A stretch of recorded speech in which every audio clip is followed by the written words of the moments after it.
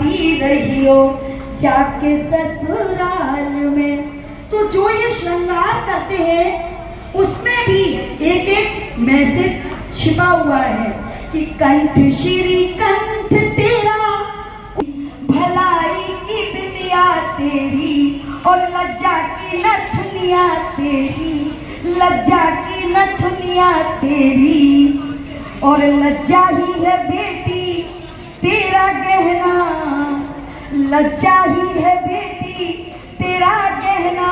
हो जाके ससुराल में मानिए दुलारी मेरा कहना, इस भांति रहियो जाके ससुराल में। हे बेटी, तुझे ससुराल में जाके दोनों पक्षों को गौरवान्वित करना है। और जा मेरी ये संसी, हे मेरी बेटी जा, खुश रहे, मेरा आशीर्वाद है तेरे।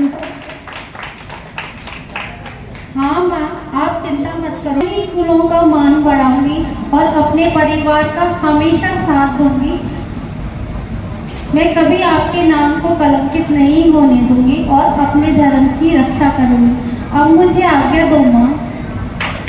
बेटी जा, मेरा आशीर्वाद है तेरे। थालियों की गड़गड़ाहट थोड़ी कम हुई।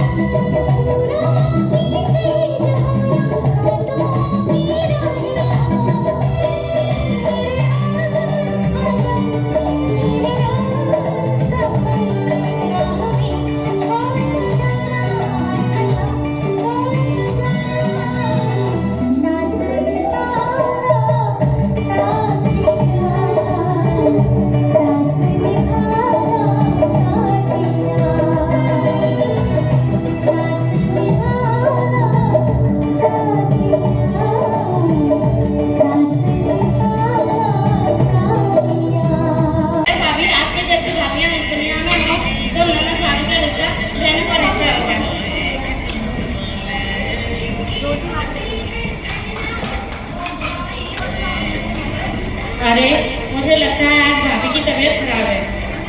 चलो आज खाना मैं ही बना देती हूँ, भाभी को सो जाएंगे।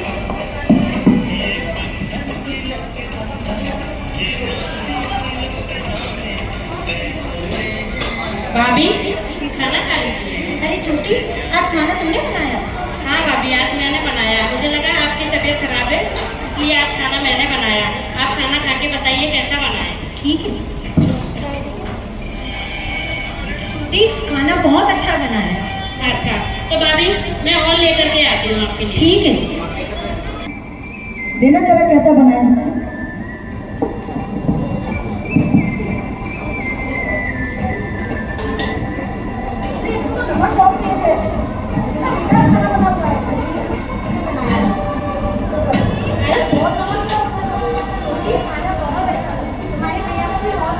तो और लीजिए ना भाभी खाना।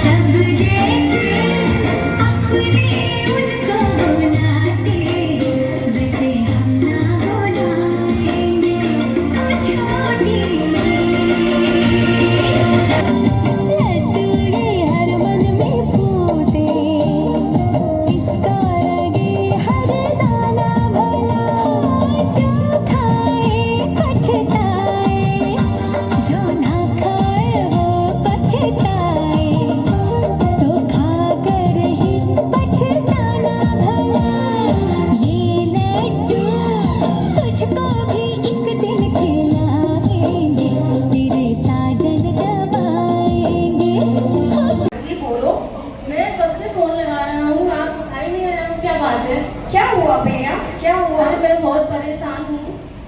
क्या हुआ देवर मुझे जी? आपसे बात करनी थी। हाँ बोलिए। अब आप तो फोन पे नहीं बता सकती। ऐसी क्या बात है देवर जी? देवर भाभी का रिश्ता आप समझते हो। अच्छा अच्छा ठीक।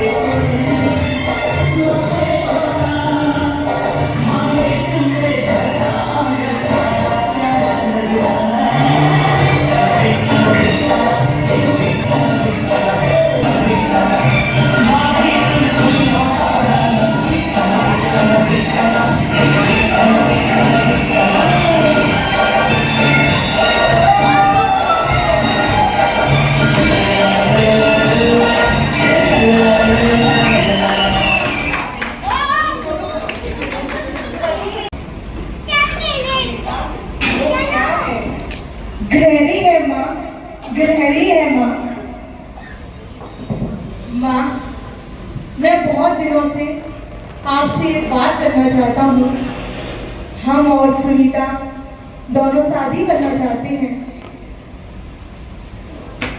और अपनी एक नया घर बसाना चाहते हैं। ये कंगन बहू को दे देना। माँ, तुम्हारी बहू का कहना है कि हम तुम्हारे साथ नहीं रहेंगे।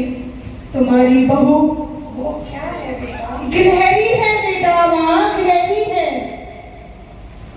बहू बोल रही है कि मैं तुम्हारे साथ नहीं रहूंगा, तो माँ मैं तुम्हें अपने साथ नहीं रख पाऊंगा। ये आपकी बहू की बहुत इच्छा है। वो क्या है बेटा? कितनी बार बहू कहूंगी, ये गिलहरी है माँ, समझ में नहीं आ रही क्या? इसी बात से तुम्हारी बहू परेशान है कि तुम बहुत ज्यादा बोलती हो। माँ मैंने आपके रहने का अलग व्यवस्था कर दी है। मैं आपको वृद्धा आश्रम में आपके रहने की व्यवस्था कर दी है और हम और आपकी बहू दोनों साथ रहेंगे।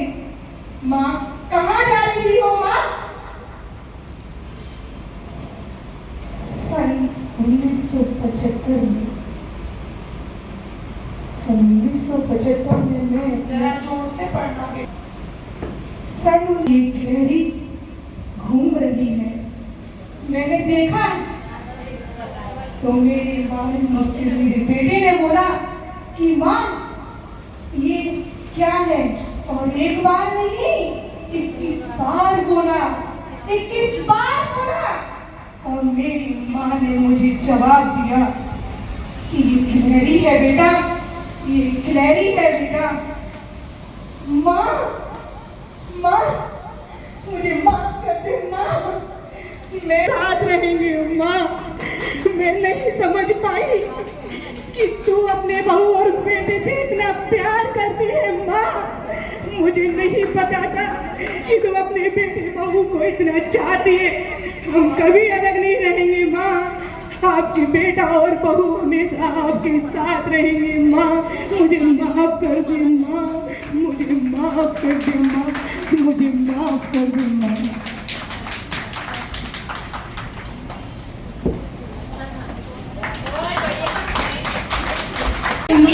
ऐसे ही बस मेरे साथ कदम से कदम मिला के चलते रहे तो देखो हम कहां से कहां पहुंचते हैं।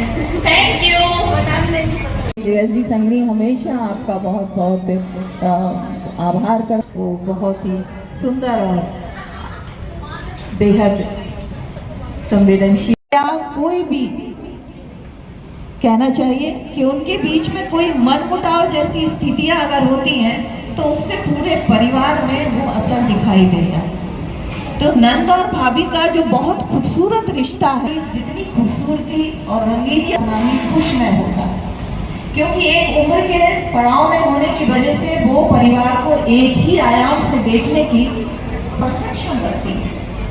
जिंदगी को कैसे जिया जाए, कई बार वो अपने पतियों से इस बारे में बात करती है, अपने भाइयों से बात करती है कि आप गलत से दूसरे जनरेशन में आने वाले गैप जो है वो नहीं देख पा रहे। वो हो सकता है बहुत सारी बातें जो होती हैं। भाभी का रिश्ता दिवाली का हो या सर्दियों की छुट्टियों का हो या गर्मियों की छुट्टियों का, सहेली का दूसरी सहेली के घर में आना उतना ही खूबसूरत लगता है, उतना ही परिवार में ऋतु का आगमन होता है। उसी तरीके से इन दोनों का रिश्ता होता है। मैं बहुत आदर के साथ आवाज दे रही हूँ इस रिश्ते को। सामाजिक संस्था जो बहुत बड़े लेवल पर काम कर रही हैं, मुझे सुने ध्यान से, 8 से 10 सालों के अंदर में परिवार जैसी संस्थाएं खत्म हो चुकी होंगी। और आप समझ सकते हैं कि एक परिवार की महत्ता क्या है। एक परिवार वो होता है जब आप परेशानी में होते हैं तो आपको लगता है कि ये वो जगह है जहाँ से आप अपने आप को सुरक्षित महसूस कर सकते हैं। आर्थिक विपदाएं कितनी आए, रिश्ते कितने भी गिरने की हालत में हो, साथ नहीं दे रहा हो, उस समय आपके खुद के परिवार के लोग हमेशा आपके साथ में खड़े होते हैं। परिवार वो ताकत होती है और इसलिए हिंदुस्तान में लोगों की जो मानसिक स्वास्थ्य है वो दूसरे देशों के कंपैरिजन में बहुत अच्छा है, क्योंकि हम किसी भी विपदा को, इसलिए परेशानियों को झेलना जानते हैं क्योंकि एक पूरा परिवार हमारे साथ में होता है। वो हमें उसी तरीके से समझ, फिर से चूंकि ये महिलाओं का कार्यक्रम है और महिलाएं जो है वो रिश्तों को समेटने की सबसे बड़ी नींव है और सबसे बड़ी धुरी है। रिश्तों को बिखरने ना दे। छोटे मोटे जो गलत फहमियाँ हैं, जो आपस के मन मुटाव हैं, उनको इतना तवज्जो ना दे। वो बहुत छोटे हैं और बहुत जल्दी जल्दी निकल जाएंगे। आप व्यक्तित्व है वो कभी भी एक से नहीं हो सकते। इस दम पर हम रिश्तों को एक दूसरे को ना समझने का है, क्योंकि बाकी रिश्ते तो उसके बाद शुरू होते हैं कि वो अपने भाई से कैसे निर्वाह करेगा। सबसे पहली बात तो वो आपस में एक दूसरे के लिए कितने समर्पित है, कितना रिश्ता है, परिपक्वता है। आज कुछ आई हूँ मैं कोर्ट के, हाई कोर्ट में जो डाइवोर्स के केस आते हैं उनको सेटलमेंट के लिए मुझे एज ए काउंसलर मेरे पास केस रेफर होते हैं। और आप यकीन नहीं मानेंगे कि लगभग एक दिन में 35 से 40 केस केवल ग्वालियर के बता रही हूँ वो सेटलमेंट के लिए आते हैं। और लड़ाइयों की वजह कोई बहुत बड़ी नहीं है।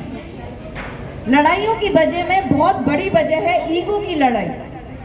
अब ईगो की लड़ाई में क्या ईगो है? पति पत्नी है और पति पत्नी दोनों एक दूसरे के लिए समझदार होना चाहिए। दूसरे आदमी आके आपके बीच में क्यों स्थापित करे? क्योंकि आप खुद भी तो एक दूसरे को समझते हैं। आप खुद आपको क्या ठीक है। बच्चों की परवरिश का मामला तो इसमें से केवल 13% का है। बाकी छोटी छोटी बातें जो एक दूसरे को बहुत हैरान और परेशान करती हैं। कुछ ज्यादा समय नहीं लूंगी, केवल 2 टिप दूंगी आपको, जिससे आपको समझ में आएगा कि पति पत्नी को एक दूसरे के लिए समर्पित होने के लिए क्या करना है। केवल इतना समझे कि एक दूसरा परिवार से आया है, एक दूसरे परिवार से, एक की वंशानुक्रम जो परंपराएं हैं वो दूसरी थी, एक की दूसरी थी। जिंदगी कैसे गुजारे? तो आप मैच कर क्यों रहे? आप केवल उन बिंदुओं पर अपने आप को दूसरे के साथ मैच करें जहां पर आप खुश होकर मैच करें। जहां जगह वहां पर जाइए। अब अगर कोई कहे कि मैं अच्छी ड्राइंग बनाती हूँ तो तुम भी बनाने लगो, तो वो पॉसिबल नहीं है, क्योंकि दूसरे की प्रकृति, व्यक्तित्व अलग है, आपका अलग। तो आप अपने टाइप है आपका पर्सनालिटी का, और दूसरे का जो खोल है उसका सम्मान करें और दूसरे को अपनी खोल का सम्मान करने दें। अब वो तब हर हरकत उसकी आदत का सम्मान करेंगे तो आपको सम्मान मिलेगा।